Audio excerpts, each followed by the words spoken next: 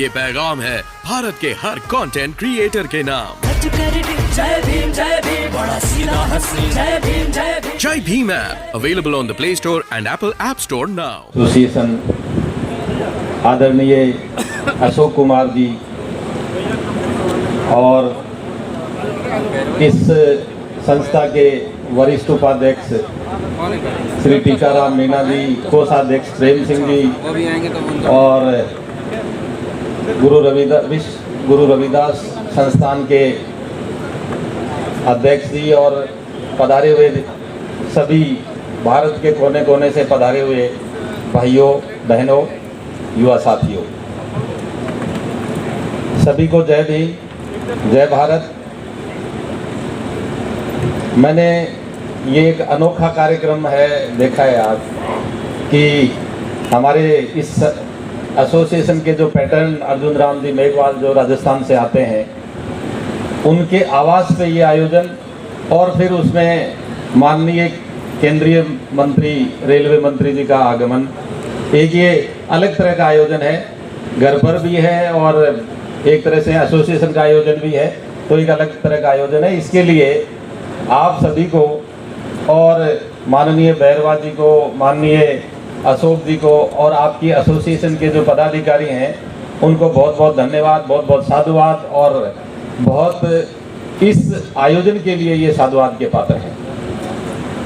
मैं मानता हूँ कि ऐसे आयोजनों से हमारे जो एसोसिएशन के कई जो समस्याएं हैं, एसोसिएशन की जो कई बातें हैं, उनका समाधान होता है और जब समस्याओं का समाधान होता है तो अधिकारी कर्मचारी है वो अपनी है वो संपूर्ण ऊर्जा के साथ काम करते हैं और विभाग का विकास भी होता है और काम भी अच्छा होता है। मैं थोड़ा सा अपने सामाजिक परिप्रेक्ष्य में भी मैं बात करना चाहूँगा, क्योंकि हम SC ST तबके से आते हैं और जो बाबा साहब ने हमारे को जो रास्ते दिखाए, उनमें महत्वपूर्ण बात ये थी कि सबसे पहला काम तो उन्होंने जो किया वो सामाजिक क्षेत्र में काम किया था और सामाजिक क्षेत्र से ही अलग अलग रास्ते निकलते हैं, ये उनका एक कारवां था। और उसको आगे बढ़ाते हुए उन्होंने जो सरकारी क्षेत्र था उसमें हमारे लोगों की भागीदारी, राजनीतिक क्षेत्र में भागीदारी और अल्टीमेटली है वो इकोनॉमिक जो क्षेत्र है उसमें भागीदारी, आर्थिक क्षेत्र में भी भागीदारी। लेकिन हमारे लोगों का जो प्रतिनिधित्व है वो राजनीतिक क्षेत्र में भी कमोबेश है और कितना ढंग से या किस उस दृष्टिकोण से वो काम कर पाते हैं वो एक अलग बात है, लेकिन हमारा राजनीतिक क्षेत्र में भागीदारी है वो लगभग है और हमारी प्रशासनिक क्षेत्रों में भी भागीदारी है, सरकारी क्षेत्र में भी भागीदारी है। लेकिन हमारा जो आर्थिक क्षेत्र है, भारत के जो आर्थिक संसाधन है उनमें भागीदारी हमारी नहीं है। और सामाजिक क्षेत्र में भी हमारे लोग जो हैं वो सामाजिक क्षेत्र में जो काम करते हैं वो या तो क्या है कि हमारे जो प्रशासनिक क्षेत्र है या सरकारी जो क्षेत्र है उसमें आ जाते हैं और या राजनीति उसको उनको खींच लेती है, तो सामाजिक क्षेत्र भी है वो खाली रह जाता है और आर्थिक क्षेत्र भी खाली रह जाता है। अब इसको भरने वाले ही हम ही हैं। तो मैंने ये देखा है कि हमारे जो अधिकारी कर्मचारी रिटायर होने के बाद में घरों में बैठ जाते हैं, तो ये हमें नहीं करना है। मैं जहाँ तक मानता हूँ यहाँ जो बैठे हैं वो सारे सामाजिक रूप से भी सक्रिय लोग हैं और अपने क्षेत्र में जहाँ काम कर रहे हैं वहाँ तो सक्रिय है ही। तो आप लोग मैं मानता हूँ कि यहाँ बैठे हैं वो नहीं बैठ सकते घरों में, लेकिन हमारा जो सरकारी क्षेत्र में जो आदमी है वो रिटायर होने के बाद में अगर सामाजिक क्षेत्र में काम करने लग जाए तो मैं मानता हूँ कि हमारे जो लोग हैं उनकी काफ़ी समस्याओं का समाधान मिलने लग जाएगा। लेकिन ये अभी नहीं हो रहा है, तो इस चीज़ को हम है वो नीचे के स्तर तक आगे बढ़ाएं।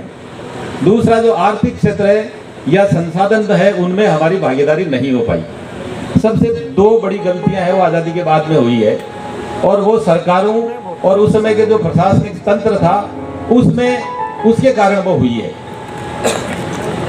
बाबा साहब ने आर्टिकल 45 में ये प्रावधान किया था कि संविधान लागू होने के विदिन 10 ईयर्स 10 साल के अंदर अंदर अनिवार्य एवं निःशुल्क शिक्षा है वो प्रावधानित की जाएगी। अगर आप ये देखिए कि 60 के दशक में अगर अनिवार्य एवं निःशुल्क शिक्षा अगर लागू हो जाती तो हमारे लोग, और मैं तो ये कहता हूँ हमारे ही नहीं बल्कि दूसरे लोग भी जो है ना, वो आज जो अनपढ़ गंवार जो लोग हैं ना, ये नहीं होते। आज हिंदुस्तान की तस्वीर अलग होती, हिंदुस्तान के एजुकेशन की तस्वीर अलग होती। लेकिन ये जो 60 के दशक में जो लागू होना चाहिए था वो 2020 के दशक में लागू हुआ। ये 60 साल का जो पीछे गया है, भारत पीछे गया है 60 साल, ये उस समय की जो प्रशासनिक और राजनीतिक जो मानसिकता थी उसकी वजह से गया है। दूसरा सबसे जो काम जो होना था वो लैंड रिफॉर्म एक्ट आया, लैंड रेवेन्यू एक्ट बने, और उसमें ये था कि जो खेती कर रहा है उसको भू संसाधनों का आवंटन किया जाए, जमीनों का आवंटन किया जाए, और जो भूमिहीन है, जो गरीब है, उनको जमीनों का आवंटन किया जाए, ताकि भारत में जो खाद्यान्न की कमी है उसकी पूर्ति होगी और जो गरीब आदमी है वो संसाधन संपन्न होगा और उसको रोजगार मिलेगा। लेकिन उस समय का जो प्रशासन था उसकी वही अंग्रेजी मानसिकता थी, वो रियासती मानसिकता थी। उसको गरीब आदमी जो थे, वंचित जो वर्ग था, उसको वो जमीनें आवंटित करनी नहीं थी और उन्होंने नहीं की। इसी प्रकार से उस समय जो सरकारें थी, जो सरकारों के जो नुमाइंदे थे, उनका ये दायित्व बनता था कि वो हर एक गांव में, मान लीजिए कि 100 परिवार रहते हैं, उनमें 20 परिवार या 30 परिवार है वो गरीब तबके के हैं, तो वो उनको मॉनिटरिंग करनी चाहिए थी कि इनको क्यों जमीनें नहीं मिली, और नहीं मिली तो उनको दिलवानी चाहिए थी, लेकिन वो नहीं हुआ। ये दो जो बड़ी भूल, ऐतिहासिक भूल हुई है, उनके कारण आज जो हमारा समाज है वो पिछड़ा हुआ है, सड़कों पे पड़ा हुआ है, संसाधन विहीन है। अगर ये उस समय हो जाता तो आज हमारी स्थितियां ऐसी नहीं होती। जो संसाधनों में भागीदारी है, वो अगर भूमि संसाधनों में भागीदारी हमें नहीं मिली तो जो और दूसरे संसाधन है, इकोनॉमिक है, माइनिंग है, या और दूसरे संसाधन है, उनमें भागीदारी की तो हम बात ही नहीं कर सकते। तो ये जो कारण है जिसकी वजह से आज हम यहाँ हैं। अब हम जो पढ़ा लिखा तबका है, हमारा जो पढ़ा लिखा तबका है, उसको मूल रूप से क्या है कि ये जो वर्तमान स्थिति है उसमें समाज को हम किस तरह से आगे बढ़ाएं, किस तरह से हमें वो हमारे जो गरीब आदमी है उनको साथ लेकर के चलें, संसाधन संपन्न बनाएं।